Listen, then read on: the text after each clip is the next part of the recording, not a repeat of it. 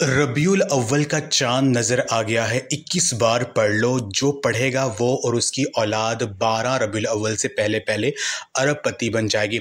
बेशक आज़मा लो। बिस्मिल्लाहिर्रहमानिर्रहीम।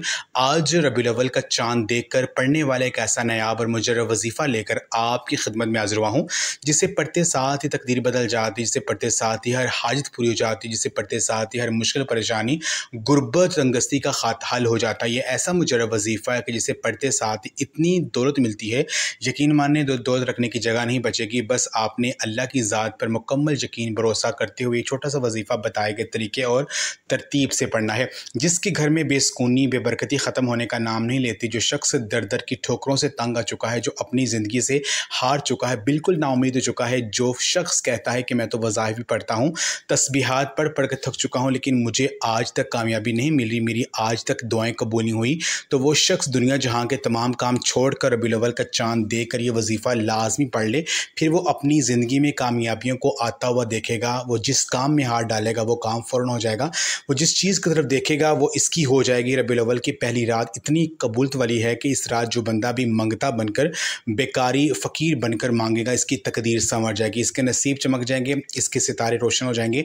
अगर आज कोई बेघर है, किराए के मकान पर रहता है, घर में फाके हैं, गुर्बत है, ये वजीफ़ा पढ़ने की देर है, अल्लाह गैब से नवाजेगा और बेहतरीन नवाजेगा। अल्लाह करीम जब देने पर आता है तो ना तो शक्लें देखता है और ना ही अमाल देखता है, छप्पड़ फाड़ कर अता फरमा देता है। जब अल्लाह की ये भी मदद आती है तो याद रखिएगा कि आपको दुश्मन भी वसीला बनकर आ जाता है, क्योंकि ये वजीफ़ा अल्लाह वालों का बताया हुआ है। आपने बिल्कुल इसी तरीके से पढ़ने, जिस तरतीब और तरीके से बताया जाएगा।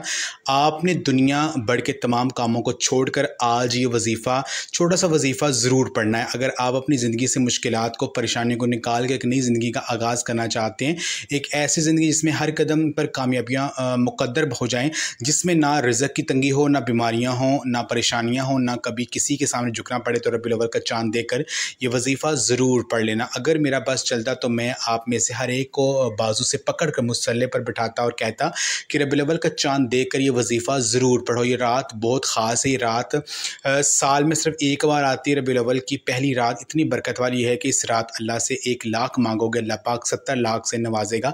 जो बंदा भी इस बबरकत रात, अज़मत वाली रात, कबूलत वाली घड़ियों में इस खास अमल को पढ़ेगा तो यकीन करें इसके मामलात बेहतर नहीं बेहतरीन हो जाएंगे। और जो बंदा भी इस रात को लापरवाही से गुजारेगा, दुनिया कामों में मसरूफ़ रहकर गुजारेगा, तो पूरे साल का पछतावा मुक़द्दर हो जाएगा। और अगर चंद मिनट निकाल कर ये वजीफ़ा पढ़ लेगा तो रब करीम पूरे साल की खुशियाँ इसकी झोली में डाल देगा। बदबख्त है, बदकिस्मत है वो इंसान जो आज चंद मिनट निकाल के ये वजीफ़ा नहीं पढ़ेगा। आपको जो भी काम है, आप जो भी करना चाहते हैं, आप अपनी मर्ज़ी से कर सकते हैं, लेकिन आपने रबीउल अव्वल का चांद देख कर जो ख़ास वजीफ़ा मैं आपको बताऊँगा, आपने इसको लाज़िम पढ़ना है। याद रखिएगा, ये चंद मिनट का वजीफ़ा आपने लाज़िम पढ़ना है। आप चाहे दुनिया जहाँ के किसी भी कोने से ताल्लुक़ रखते हैं, आप इंडिया से हैं, पाकिस्तान से हैं, बांग्लादेश, जापान, मस्कत, दुनिया के किसी भी कोने से आपका ताल्लुक़ है, जब भी आपके मुल्क में रबीउल अव्वल का चांद नज़र आ जाए तो आपने ये वजीफ़ा किसी ज़रूरत नहीं छोड़ना। रबीउल अव्वल की पहली रात आपने ये वजीफ़ा लाज़मी पढ़ना है।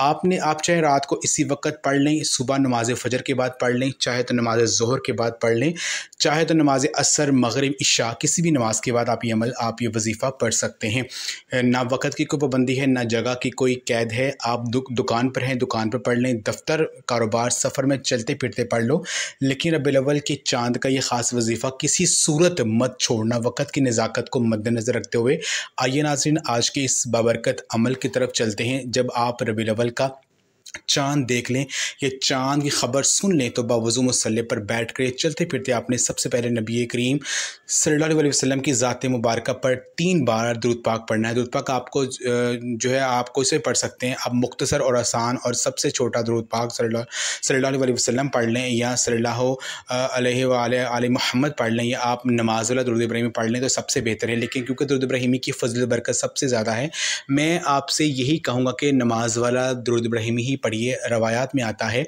कि हमारे प्यारे आका सल्लल्लाहु अलैहि वसल्लम भी तमाम दरूदों में दरूद इब्राहिमी को ही सबसे ज़्यादा महबूब रखते थे।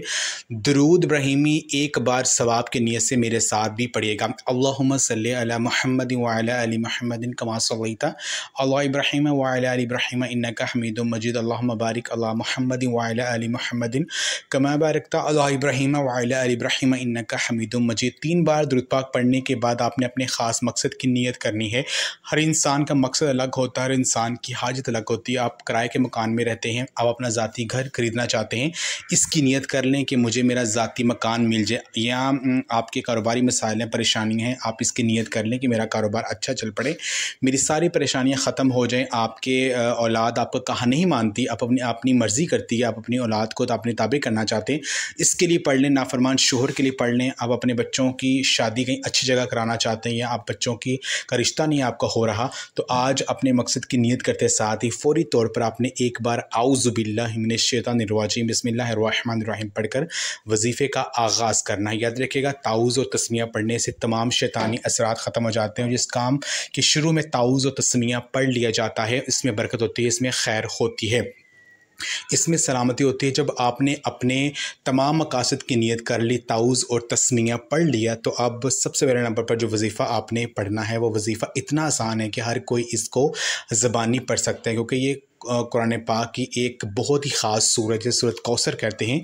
ये हर बंदे को ज़बानी याद होती है, और ये कुरान पाक के पारा नंबर 30 में मौजूद है। आपने सबसे पहले नंबर पर 21 बार सूरत कौसर पढ़नी है। जब आप 21 बार सूरत कौसर को पढ़ लेंगे, फिर आपने 11 बार कुरान पाक की ये आयत या मुसब्बिबल असबाब, यानी ए मेरे अल्लाह मेरे लिए गैबी असबाब पैदा कर दे, इस आयत को आपने 11 बार पढ़ना है। इस आयत को पढ़ने का फ़ायदा ये है कि अल्लाह पाक आपके लिए ऐसे ऐसे असबाब बना देगा कि आपको देख कर यकीन नहीं आएगा, जो भी आप मांगोगे अल्लाह पाक की ज़ात आपको अता कर देगी।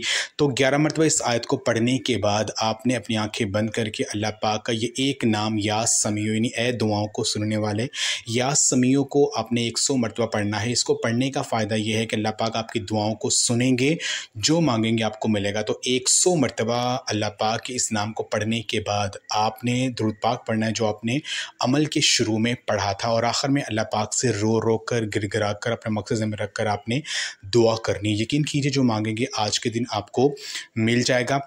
कि ये दिन बहुत ही ख़ास है, और माह रबीउल अव्वल का ये बरकत महीना, और इस महीने में मांगी हुई दुआएं रद्द नहीं होती हैं। जो भी सच्चे कामिल यकीन से मांगा जाए, मेरा पाक अल्लाह ज़रूर अता करता है, क्योंकि इस पाक ज़ात के पास किसी चीज़ की कमी नहीं है। वो पाक ज़ात तो इसी इंतज़ार में है कि मेरा बंदा मुझसे मांगे और मैं उसे अता करूँ। अगर ये अमल आप माह रबीउल अव्वल का चाँद मुबारक देख कर लेते, तो इंशाअल्लाह 12 रबीउल अव्वल से पहले अल्लाह पाक आपको इतना ज़्यादा नवाजेंगे, मालदार कर देंगे कि आपके पास दौलत रखने की जगह भी कम पड़ जाएगी। आपकी जेब और आपके हाथ इंशाअल्लाह पैसों से भरे रहेंगे। तो आखिर में आपसे गुजारिश है कि इस वीडियो के नीचे कमेंट में अल्लाह पाक को कोई भी एक नाम ज़रूर टाइप कर दें। इंशाअल्लाह आपको इस अमल की इजाज़त मिल जाएगी। जज़ाकल्लाह।